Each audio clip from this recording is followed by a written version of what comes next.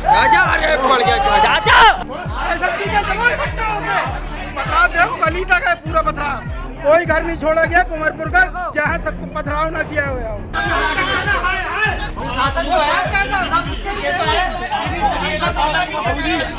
मेरे दरवाजे पे प्रवीण सक्सेना ने ईंटें मारी। प्रवीण सक्सेना था, इसके साथ में और 4-6 गुंडे थे। हमारे बच्चों को मारा, हमें मारा, घर वालों को मारा, तमंचा ईंट पत्थर सब दरवाजों को तोड़ कर ही लोग। पीआरओ साहब ने सीओ साहब से बात किया है और उन्होंने बताया है कि सीओ साहब इसमें कोई उचित कार्रवाई करेंगे, स्वयं विवेचना करेंगे।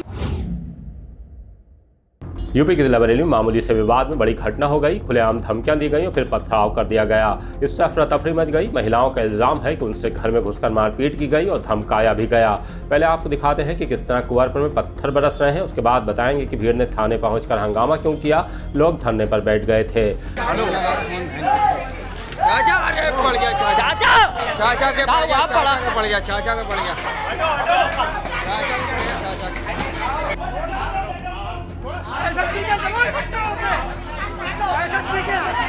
पूरा मोहल्ला कहाँ तक है पथराव देखो गली तक है पूरा पथराव। ये यहाँ भी पथराव किया गया साहब, यहाँ भी कोई घर नहीं छोड़ा गया कुंवरपुर का जहाँ तक पथराव ना किया हुआ हो। यहाँ सब में पथराव किया गया, यहाँ सब में। ये इनके पिताजी हैं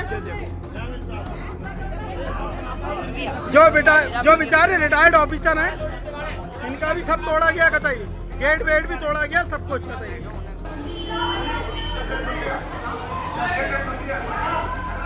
दरअसल लोगों के गुस्से की वजह यह भी थी कि खुद को पुलिस का मुखबिर बताने वाले शख्स ने यह ऐलान कर दिया कि दबंगों के खिलाफ कोई कार्रवाई नहीं करा सकोगे। इसे लेकर लोगों में नाराजगी थी। उन्होंने थाना किला पहुंचकर हंगामा किया।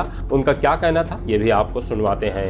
मैं इसलिए आया हूँ कि मेरे दरवाजे पे प्रवीण सक्सेना ने ईंटें मारी। प्रवीण सक्सेना था, इसके साथ में और 4-6 गुंडे थे। अरे मनीष से झगड़ा हुआ है इसका, आज वो जमानत भी हो गई, सब कुछ हो गया। सब बातें उसके बाद उसने जो है पूरे मोहल्ले पे पथराव करा। पहले मेरे दरवाजे पे मारी ईंटें और उसकी वीडियो मैंने बनाई है, मेरे पास वीडियो है। हमारे बच्चों को मारा, हमें मारा, घर वालों को मारा, किसी ने सुनाई नहीं की। घर में घुस के मारा, पुलिस ने हमारी कोई सुनवाई नहीं करी।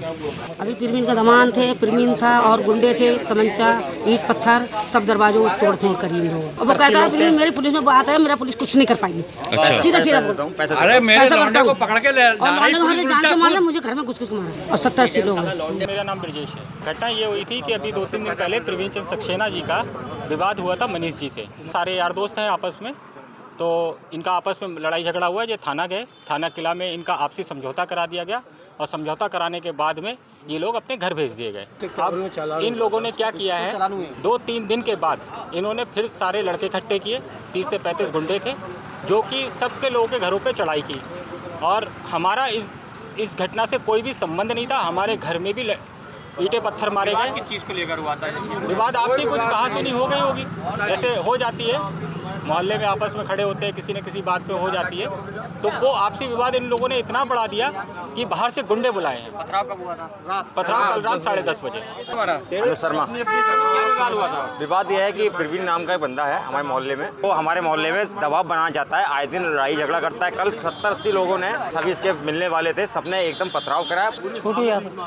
किससे विवाद हुआ था? मेरा तो कोई विवाद ही नहीं था। मैं तो अपने पापा को थोड़ा अंदर कर रहा था, ईंटें पत्थर चल रही थी, हमसे तो कोई मतलब ही नहीं था। कहाँ की घटना है ये कुंवरपुर चौराहे की है, महेश्वरनाथ मंदिर के पास की। क्यों चली थी? 40-50 लड़के आए, आने के बाद में वो एक हैं हमारे मोहल्ले के प्रवीण सक्सेना, 2-4 फायर भी करे उन लोगों ने आके। आने के बाद में उनके पास लोहे के राड वगैरह भी थी, तलवारें भी थी। और आने के बाद में उनने सोचा अगर हम अंदर जाएंगे तो कुछ भी हो सकता है। उनने बाहर से ईंटें पत्थर विवाद किस चीज़ को लेकर हुआ था? अपने आप ही, मतलब वो फालतू की बदमाशी दिखाना उसका प्रवीण सक्सेना एक ही पथराव रात 10 बजे का हाल।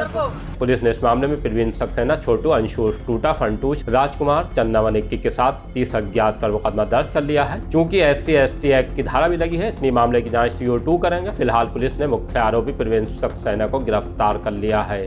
आज साहब के बंगले पे गए थे, पीआरओ साहब से बात हुआ। साहब मीटिंग में बिजी थे, तो साहब ने अपने पीआरओ साहब को मामला हैंडल करने को दिया था। पीआरओ साहब ने सीओ साहब से बात किया है और उन्होंने बताया है कि शाम को आप सीओ साहब से मिलिए। सीओ साहब इसमें कोई उचित कार्रवाई करेंगे, स्वयं विवेचना करेंगे।